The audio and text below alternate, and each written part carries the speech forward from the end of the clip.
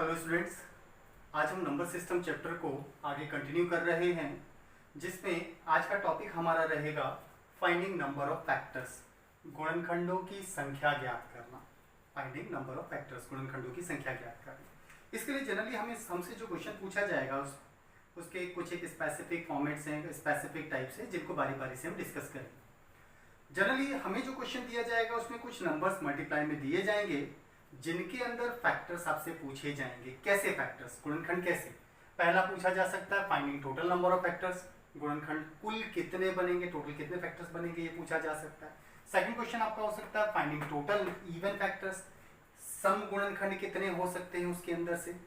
अगला हो सकता है फाइंडिंग टोटल ऑड फैक्टर्स, उसके अंदर टोटल कितने विषम गुणनखंड हो सकते हैं, ये आपसे पूछा जा सकता है। And finding total number of prime factors, इसमें अभाज्य गुणनखंडों की संख्या कितनी होगी, ये पूछा जा सकता है। चलिए एग्जाम्पली इसको समझते हैं।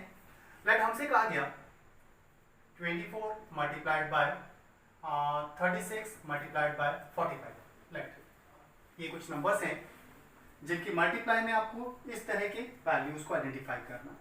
क्योंकि फैक्टर्स आइडेंटिफाई करने के रिगार्डिंग अगर कोई भी क्वेश्चन पूछा जाता है तो उसमें हमें फैक्टर्स कौन से चाहिए, हमें फैक्टर्स चाहिए प्राइम फैक्टर्स। ओके, तो आपको इन सारे नंबर्स को प्राइम फैक्टर्स में कन्वर्ट करना होगा। तो 24 के प्राइम फैक्टर्स अगर हम देखें तो दैट इज 2 2 जा 4 2 जा 8 3 जा 24। 36 के अगर प्राइम फैक्टर्स देखें तो दैट इज 2 2 जा 4 3 जा 12 3 जा 36। एंड 45 के फैक्टर्स अगर हम देखें तो दैट वुड बी 3 3 जा 9 5 जा 45। दैट मींस नंबर के टोटल फैक्टर्स हमारे इतने हो जाते हैं। अब जितने भी सेम टाइप ऑफ फैक्टर्स हैं उन सबको कलेक्ट करना है। मल्टीप्लाई में एक्सपोनेंशियल फॉर्मेट में उनको लिखा जा सकता है। सो 2 हमारे पास 3 1 4 5 टाइम्स हमारे पास 2, जिसे हम 2 to the power 5 लिख सकते हैं। 3 की बात करें तो 1 2 3 4 5, 3 भी हमारे पास 5 टाइम्स है। और ओवरऑल नंबर्स में एक हमारे पास 5, जिसको ऐसा लिखा जा सकता है। क्लियर। तो जो भी नंबर्स आपको मल्टीप्लाई में दिए जाए उनके प्राइम फैक्टर्स करके उन्हें एक्सपोनेंशियल फॉर्मेट में रिप्रेजेंट करना होता है। और एक्सपोनेंशियल फॉर्मेट में याद रखिएगा बेसिस प्राइम नंबर से ही होने चाहिए। दैट्स द फाउंडेशन, क्योंकि हम प्राइम फैक्टर्स के लिए ही ऐसे क्वेश्चंस को सॉल्व करते हैं। अब इसके बेसिस पर इन चारों ही क्वेश्चंस के आंसर्स हम दे सकते हैं। हमारा पहला क्वेश्चन है finding total number of factors, इसके टोटल कितने फैक्टर्स बनेंगे वो आइडेंटिफाई करने के लिए हमसे कहा गया है। तो टोटल फैक्टर्स आइडेंटिफाई करने के लिए क्या करेंगे, प्राइम नंबर्स के एक्सपोनेंट में जो भी वैल्यूज लिखी हैं उन सारी वैल्यूज को ले लीजिए, मींस सारे एक्सपोनेंट सारी घातों को उठा लीजिए। अगर आपसे पूछा जाता है टोटल फैक्टर्स कितने बनते हैं, कुल गुणनखंडों की संख्या कितनी है, तो सारे एक्सपोनेंट्स में 1 1 अपनी तरफ से प्लस कर दीजिए सब में, और इन सब की आपस में मल्टीप्लाई कर दीजिए। इन सब की मल्टीप्लाई का जो भी रिजल्ट आएगा वो टोटल नंबर ऑफ फैक्टर्स को डिनोट करेगा। That would be 6 into 6 into 2, 6 6 जा 36 2 जा 72। इसका मतलब हमारे पास 24 into 36 into 45 के अंदर टोटल फैक्टर्स बनेंगे 72। Clear students. चलिए आगे बढ़ते हैं। Finding total number of even factors, सम गुणनखंड कितने होंगे। इसके लिए भी सेम ऐसा ही करना है कि आपको जितने भी बेसिस हैं प्राइम नंबर्स, इन सब के एक्सपोनेंट्स को लेना है। That means 5 5 and 1। लेकिन जब आपसे इवन फैक्टर्स पूछा जाए तो इवन बेस के एक्सपोनेंट में 1 प्लस नहीं करना है। क्लियर। इवन बेस के एक्सपोनेंट में 1 प्लस नहीं करना है, बाकी सभी एक्सपोनेंट्स में 1 प्लस करेंगे, सब में 1 1 प्लस कर देना और इन सब की आपस में मल्टीप्लाई कर देंगे। तो दैट इज 5 into 6 into 2, 5 6 जा 30 2 जा 60। दैट मींस हमारे पास total even factors 24 into 36 into 45 के अंदर बनेंगे 60। ठीक है। ऐसे अगर आपसे कहा जाता है टोटल ऑड फैक्टर्स बताओ, ऑड फैक्टर्स विषम गुणनखंडों की संख्या। अब ऑड फैक्टर्स कहा जा रहा है तो ऑड के अंदर इवन नंबर नहीं आएगा, इसका मतलब इवन बेस का एक्सपोनेंट आपको लेना ही नहीं है, इसे छोड़ देना। तो इवन बेस का एक्सपोनेंट छोड़ दीजिए और बाकी जितने भी बेसिस हैं उनके एक्सपोनेंट्स ले लीजिए एंड सब में 1 1 प्लस करना है।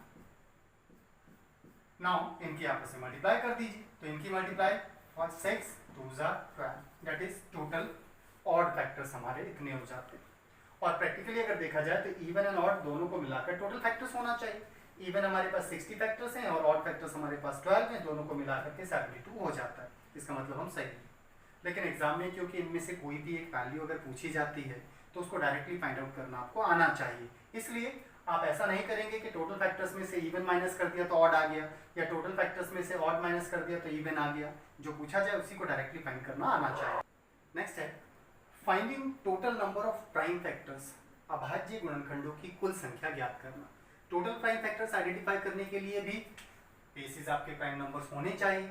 अब प्राइम बेसिस के सारे एक्सपोनेंट्स फिर से लीजिए, दैट मीन्स 5, 5 एंड 1 सारे एक्सपोनेंट्स लेंगे। अगर आपसे कहा जाता है प्राइम फैक्टर्स बताओ, तो प्राइम फैक्टर्स आइडेंटिफाई करने के लिए सभी एक्सपोनेंट्स को आपस में प्लस कर दीजिए। जो भी रिजल्ट आता है ये टोटल फैक्टर्स को डिनोट करता है, that means 5 + 5 10 + 1 that is 11। It means इस प्रोडक्ट में टोटल 11 फैक्टर्स बनेंगे। Clear students? तो ये था बेसिकली आपको मल्टीप्लाई में दिए गए नंबर्स के अंदर टोटल फैक्टर्स आइडेंटिफाई करने के तरीके। और फैक्टर्स आपसे 4 तरीके से पूछे जा सकते हैं। Finding total number of factors, गुणनखंडों की कुल संख्या कितनी है ये आपसे पूछा जा सकता है। फाइंडिंग टोटल इवन फैक्टर्स, सम गुणनखंडों की संख्या कितनी है ये आइडेंटिफाई करने के लिए कहा जा सकता है। टोटल ऑड फैक्टर्स, विषम गुणनखंडों की संख्या। और टोटल प्राइम फैक्टर्स, अभाज्य गुणनखंडों की संख्या। एक बार फिर से देखते हैं कैसे आइडेंटिफाई करना होता है। Total number of factors identify करने के लिए जो भी नंबर्स आपको मल्टीप्लाई में दिए हैं उनके प्राइम फैक्टर्स अभाज्य गुणनखंड कीजिए और उन प्राइम फैक्टर्स को एक्सपोनेंशियल फॉर्मेट में कन्वर्ट कर लीजिए। ध्यान रखिएगा स्टूडेंट्स, बेसिस आपके प्राइम नंबर्स होने ही चाहिए, नहीं तो आंसर गलत आएगा। बेसिस सारे प्राइम नंबर्स होने चाहिए। इसके बाद टोटल फैक्टर्स आइडेंटिफाई करने के लिए सारे बेसिस के एक्सपोनेंट्स उठाइए और सभी एक्सपोनेंट्स में 1 1 प्लस करके उनका मल्टीप्लाई कर दीजिए, that's the total factor. Even factors identify करने के लिए सारे नंबर्स के फिर से एक्सपोनेंट्स उठाइए, सारे एक्सपोनेंट्स उठाइए। लेकिन इवन फैक्टर्स आइडेंटिफाई करते समय इवन बेस के एक्सपोनेंट में 1 प्लस नहीं करना है, बाकी सभी एक्सपोनेंट्स में 1 1 प्लस करके इनका आपस में मल्टीप्लाई करेंगे तो total number of even factors सम गुणनखंडों की संख्या हो जाएगी। अब ऑड फैक्टर्स आइडेंटिफाई करते समय इवन लेना ही नहीं है, इसका मतलब इवन बेस के एक्सपोनेंट्स को ऑड फैक्टर में नहीं लेते हैं।